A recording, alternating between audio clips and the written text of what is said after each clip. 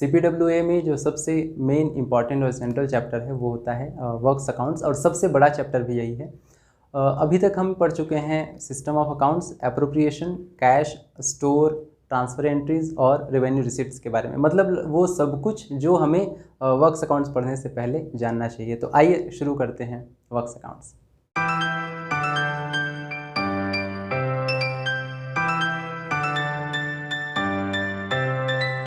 Hello friends, welcome to the Stolen Notes. Today we are going to start the new chapter and the most important chapter of CPWA, that is works accounts. जब हम works accounts पढ़ते हैं तो सबसे important है उसका overview जानना। आपको पूरे चैप्टर का ओवरव्यू अच्छे से पता होना चाहिए इन डिटेल कि कौन से टॉपिक्स हैं और उनके अंदर कौन से सब हेडिंग्स हैं। तो ये आपको अगर पता है तो जब भी आप पढ़ेंगे ना तो एग्जैक्टली आपको पता होगा कि आप कौन से पोर्शन में पढ़ रहे हैं। तो इससे क्या होगा कि आपको ऐसा नहीं लगेगा कि बहुत कुछ है, आपको एग्जैक्टली पता होगा कि हाँ मैं इस पर्टिकुलर हेडिंग के सब हेडिंग के इस पर्टिकुलर पोर्शन में फिलहाल हूँ। तो आप ओवरऑल देख पाएंगे कि आपने कितना पढ़ा कितना नहीं पढ़ा। So this is the key, जब भी आपको वर्क्स अकाउंट्स पढ़ना है तो उससे पहले आपको उसका पूरा ओवरव्यू पता होना चाहिए। Basically there are only 8 parts of works account. जो वर्क्स अकाउंट पूरा है वो 8 पार्ट में डिवाइड है, ठीक है। सबसे पहला है तो जनरल, कुछ जनरल प्रोविजंस होंगे, बहुत बेसिक सी चीज़ होंगे, वर्क्स अकाउंट्स का डेफिनेशन होगा। Then there is cash payment, जितने भी कैश पेमेंट करेंगे चाहे वो लेबर को हो चाहे कॉन्ट्रैक्टर को हो सप्लायर को हो, ठीक है, उसके प्रोविजंस हैं। और then there is issue of materials, जो हम मटेरियल इशू करेंगे वर्क्स पे या कॉन्ट्रैक्टर्स को। And then there is adjustments, accounts के बीच में एडजस्टमेंट कैसे होगा।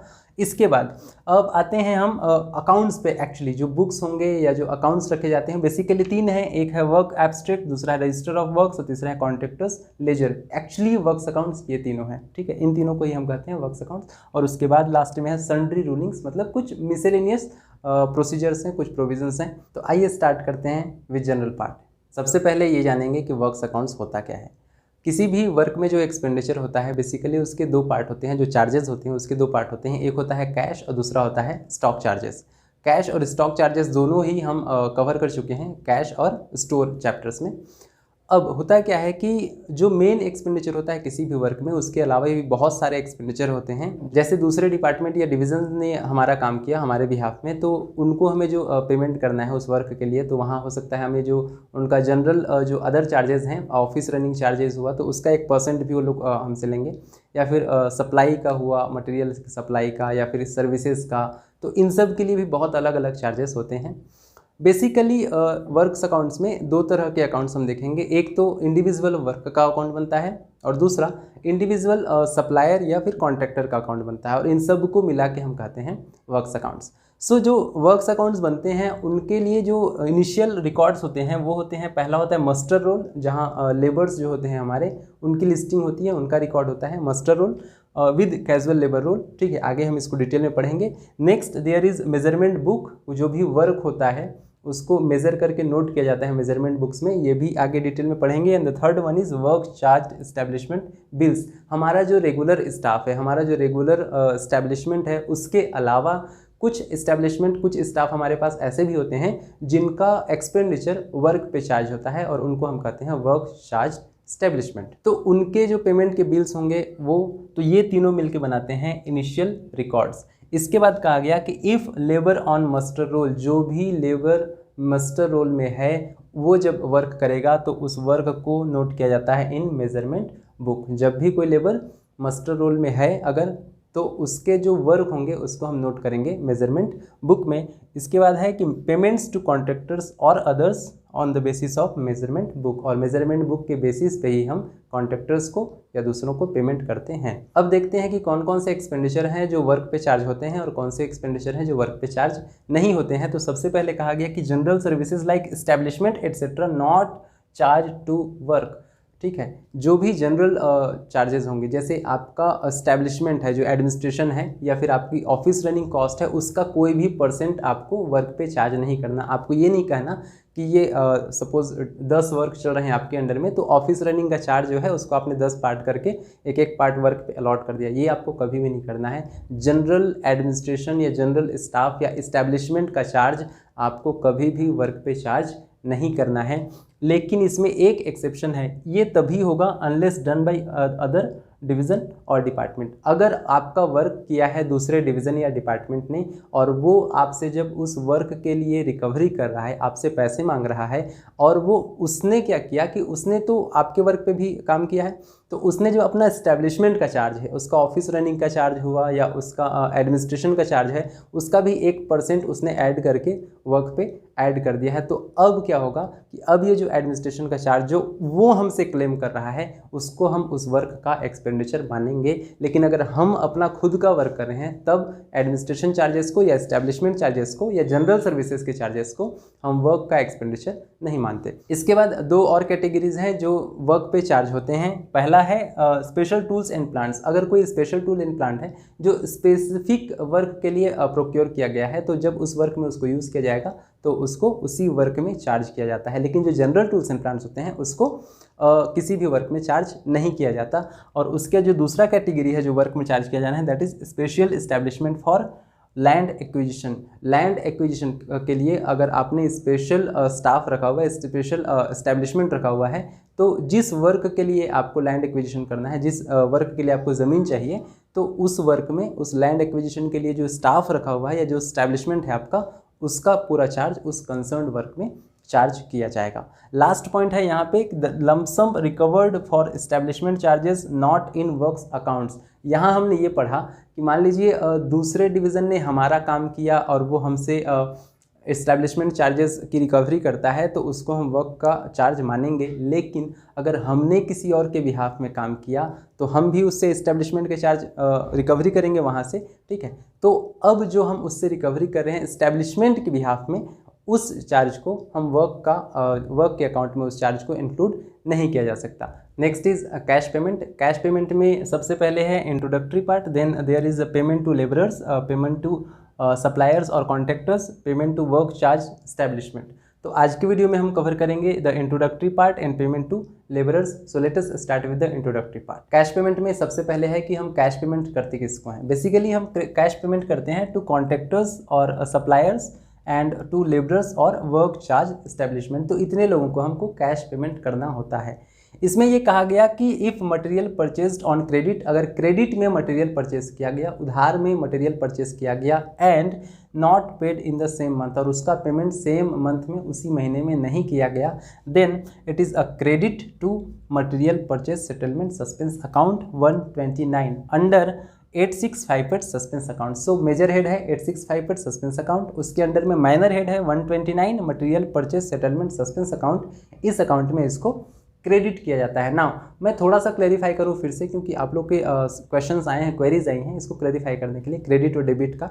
तो जब भी किसी अकाउंट से कोई वैल्यू दूसरे अकाउंट में जाता है, तो जिस अकाउंट में गया उसको हम डेबिट करते हैं और जिस अकाउंट से गया उसको हम क्रेडिट करते हैं। अब नॉर्मली हो क्या रहा है कि आपने मटेरियल परचेस किया, अगर आपने पेमेंट कर दिया होता तो पेमेंट कहाँ से जाता?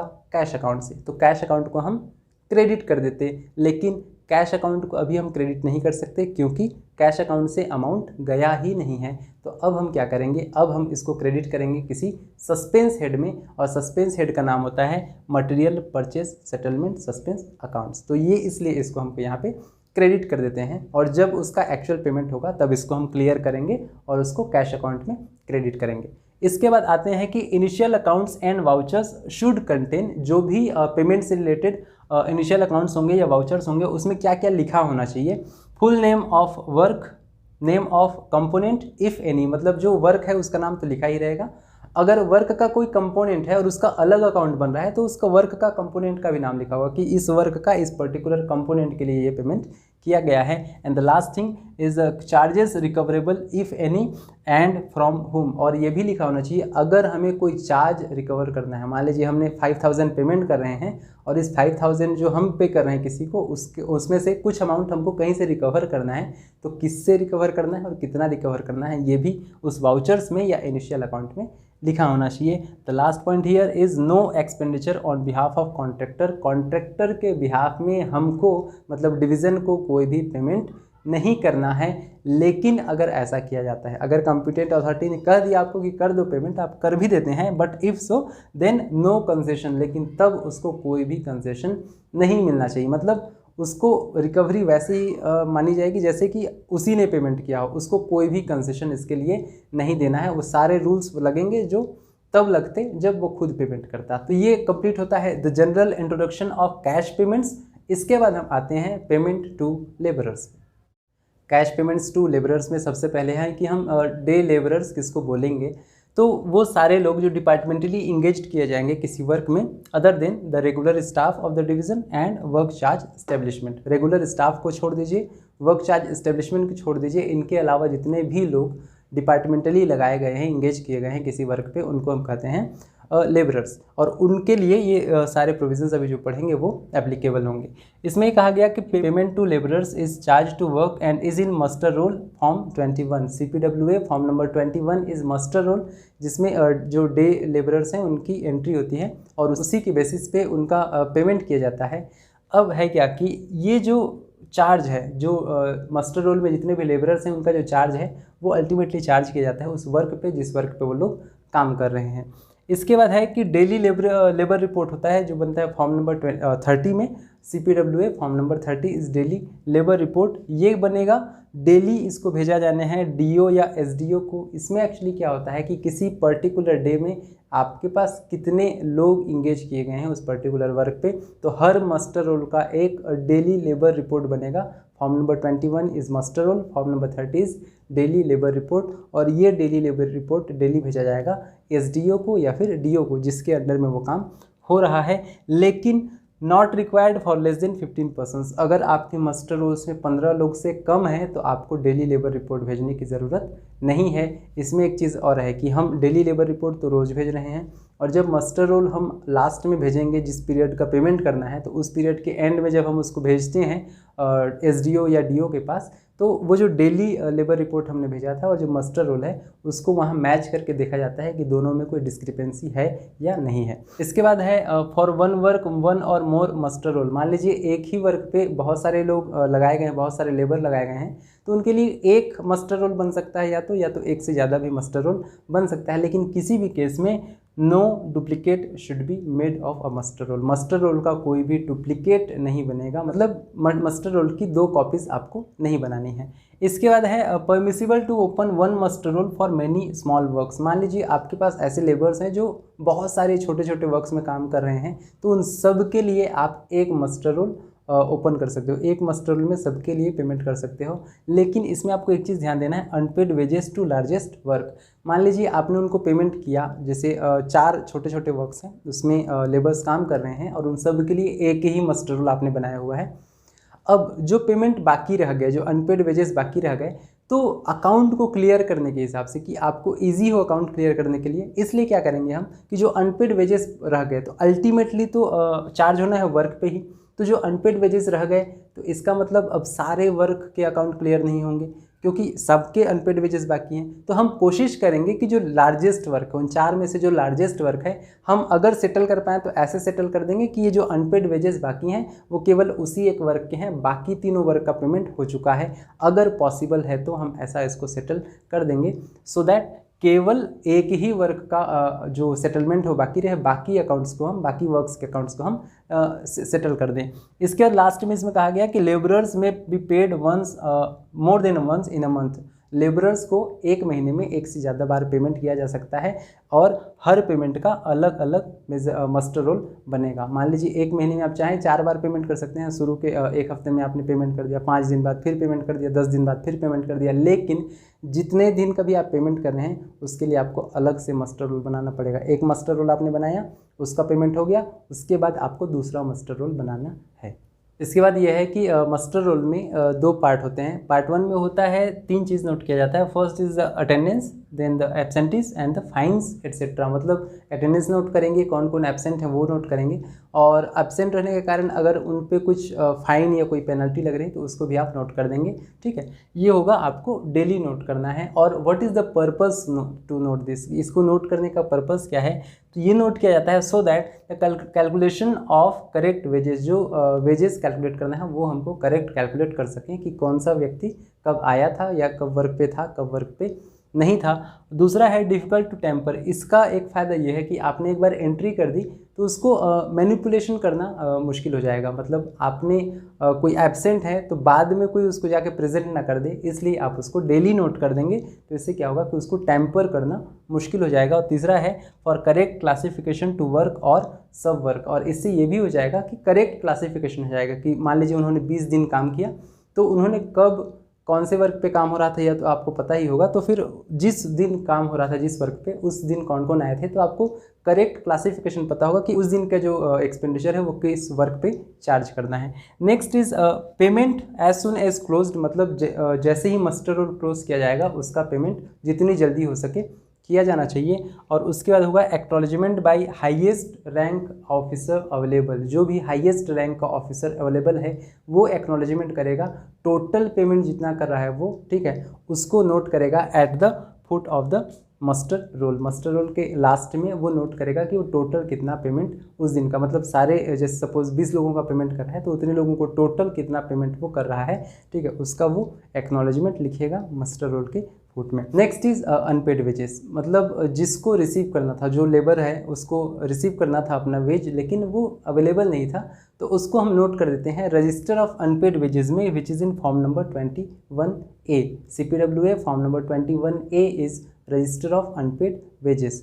तो हमने इसको पेमेंट अभी नहीं किया है तो इसकी एंट्री हम कर देंगे उस रजिस्टर में, और ये रजिस्टर मेंटेन किया जाता है इन सब डिविजनल ऑफिस। इसके बाद होगा क्या कि जब भी इसको सब्सिक्वेंट पेमेंट किया जाएगा, मान लीजिए अभी तो हमने पेमेंट नहीं किया, हाँ एक और चीज़ है कि ये रजिस्टर ऑफ अनपेड वेजेस में उसकी एंट्री होनी चाहिए before this acknowledgement is done. मान लीजिए 50 लोग हैं हमारे पास, 40 लोग का हम पेमेंट कर रहे हैं, 10 लोगों का पेमेंट हम लोग नहीं कर रहे हैं, तो इसमें पहले उन 10 लोगों की एंट्री करेंगे जिसका पेमेंट आप नहीं कर रहे हैं, उसके बाद 40 लोगों के एक्नॉलेजमेंट आप यहाँ पे नोट करेंगे। अब होगा क्या कि मान लीजिए जो 10 लोगों का पेमेंट आपने नहीं किया है, सब्सिक्वेंटली बाद में आपने उसका पेमेंट किया, so it is done on hand receipt form 28। CPWA form number 28 is of hand receipt, उसमें पेमेंट किया जाता है। और आगे हम और पढ़ेंगे कि हैंड रिसीट एक्चुअली जितने भी मिसलेनियस पेमेंट्स होते हैं तो वो हैंड रिसीट में ही किया जाता है, ठीक है। और इसका जो नोट करेंगे हम, ये जो हैंड रिसीट में हम पेमेंट किया इसका हम नोट लिखेंगे in form number 21 that is muster roll, and form number 21A that is register of unpaid wages. तो उससे हमको क्लियर हो जाएगा कि इसका पेमेंट हो चुका है। एक चीज़ और याद रखिएगा अनपेड वेजेस के लिए कि इसको एक मस्टर रोल से दूसरे मस्टर रोल में कैरी फॉरवर्ड किया जाता है जब तक उसको पेमेंट ना किया जाए, ठीक है। और अगर कोई वेज अनपेड रह गया 3 महीने तक तो इसको रिपोर्ट कर दिया जाता है DO को, और DO डिसाइड करता है कि वेदर उसको वहीं अभी रखना है या फिर उसको क्रेडिट कर देना है रेवेन्यू या कैपिटल अकाउंट में।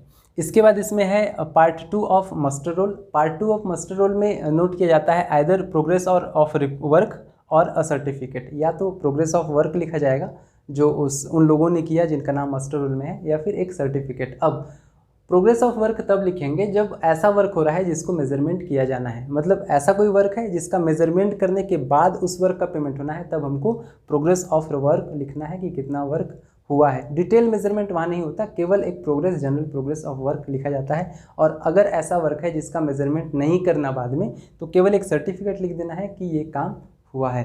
तो ये होता है आपका part 2 of muster roll. Next इसमें यह है कि 100% check of muster roll and measurement book done by SDO before payment of divisional officer. जब भी डिविजनल ऑफिसर किसी भी वर्क के लिए पेमेंट करेगा उससे पहले सब डिविजनल ऑफिसर 100% चेक करेगा मस्टर रोल का और मेजरमेंट बुक का, मतलब दोनों को आपस में रिकंसाइल करके देखेगा कि इसमें जो एंट्रीज़ हैं, हमने जो प्रोग्रेस ऑफ वर्क नोट किया है और मेजरमेंट बुक में जो हमने मेजरमेंट नोट किया है वो मैच हो रहे हैं या नहीं।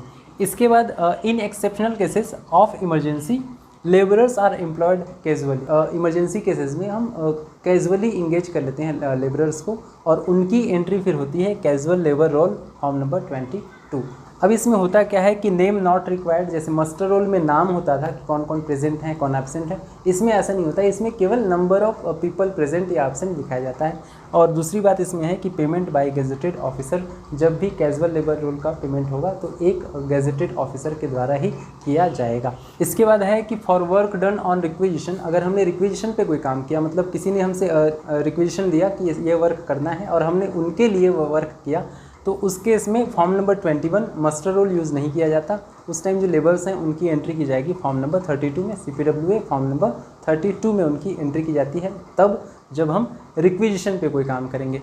इसके बाद है लास्ट में कि administrative ministry prescribes procedure for custody and accounting और मस्टर रोल। मस्टर रोल का कस्टडी किसके पास रखना है, उसका अकाउंटिंग प्रोसीजर क्या है, ये सब कुछ प्रिस्क्राइब करने का काम होगा एडमिनिस्ट्रेटिव मिनिस्ट्री का after consultation with accounting organisation, so that उस मस्टर रोल में कोई भी मिस यूज़ ना हो।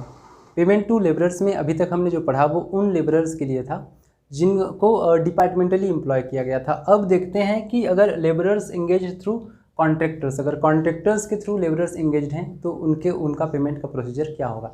सबसे पहले तो ये कहा गया है कि जहाँ तक संभव हो कॉन्ट्रैक्टर के थ्रू आपको लेबरर्स एम्प्लॉय नहीं करने हैं, आपको कॉन्ट्रैक्टर्स के थ्रू नहीं इंगेज करना है लेबरर्स, आपको डायरेक्ट डिपार्टमेंटली ही लाना है। लेकिन मान लीजिए अगर किसी रीज़न से पॉसिबल नहीं है डायरेक्ट लाना, आपको कॉन्ट्रैक्टर के थ्रू ही मिल रहे हैं लेबरर्स, तो आप कॉन्ट्रैक्टर के थ्रू ले आएंगे। अब पेमेंट का जो प्रोसीजर होगा, मेथड ऑफ पेमेंट होगा, वो होगा कि quantity of work done determined during और आफ्टर वर्क। मतलब जो क्वांटिटी ऑफ वर्क है, जो काम किया जा रहा है उन लेबरर्स के द्वारा, उसको आप ड्यूरिंग द वर्क या फिर वर्क के बाद आप डिटरमाइन करेंगे कि कितना वर्क किया गया है एट सुटेबल इंटरवल, और उसके बाद उसका पेमेंट करेंगे एज पर प्रिस्क्राइब्ड रेट। जो भी प्रिस्क्राइब्ड रेट है उसके अकॉर्डिंग आपको उसको पेमेंट कर देंगे। तो ये एक्चुअल मेथड ऑफ पेमेंट है और यही यूज़ किया जाना है। लेकिन there is an alternative method which is used in case of urgent repairs etcetera. अगर अर्जेंट रिपेयर का वर्क है तो उस केस में एक अल्टरनेटिव मेथड भी यूज़ किया जा सकता है जब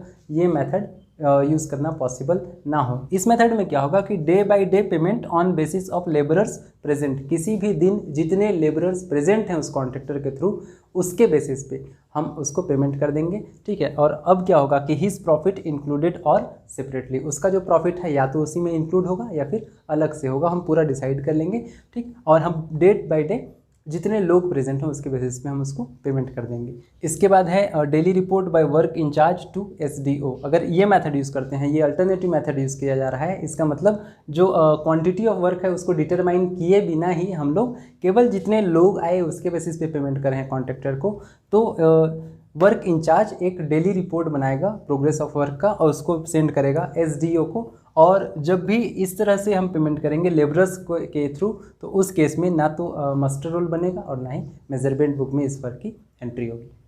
कैश पेमेंट्स टू लेबरर्स का लास्ट पार्ट है travelling expenses. Travelling expenses basically होगा क्या कि आपको अपने वर्क के लिए मान लीजिए ऐसी ज़रूरत है कि दूर से लोग बुलाने पड़ रहे हैं, ठीक है। हो सकता है आपके आसपास उस एक्सपर्टीज़ के लोग अवेलेबल ना हो जिस एक्सपर्टीज़ की आपको ज़रूरत है, या जो भी रीज़न हो। तो जब भी आपको दूर से लेबरर्स बुलाने पड़े तो अब क्या होगा कि आपको पेमेंट करना है wages for journey to and fro.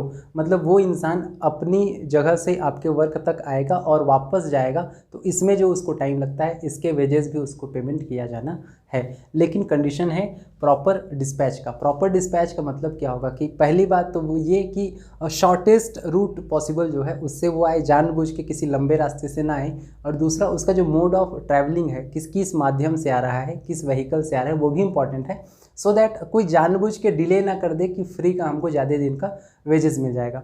Next इसमें पॉइंट है कि travelling expenses on description of DO। ये तो था वेजेस था, मान लीजिए आपको आने जाने में 4 दिन लगते हैं टोटल, ठीक है, तो 4 दिन के वेजेस थे। अब जो ट्रैवलिंग का एक्सपेंस है वो भी अगर DO चाहे तो उनको पेमेंट किया जा सकता है। And the last part of it is that this charges are borne on work. मतलब जिस वर्क के लिए आपने उनको बुलाया है तो इनके जो ट्रैवलिंग चार्जेस हैं वो भी उसी वर्क पे चार्ज होंगे। इसी के साथ कंप्लीट होता है हमारा cash payments to labourers. Please stay tuned for further topics. Thank you. जय हिंद।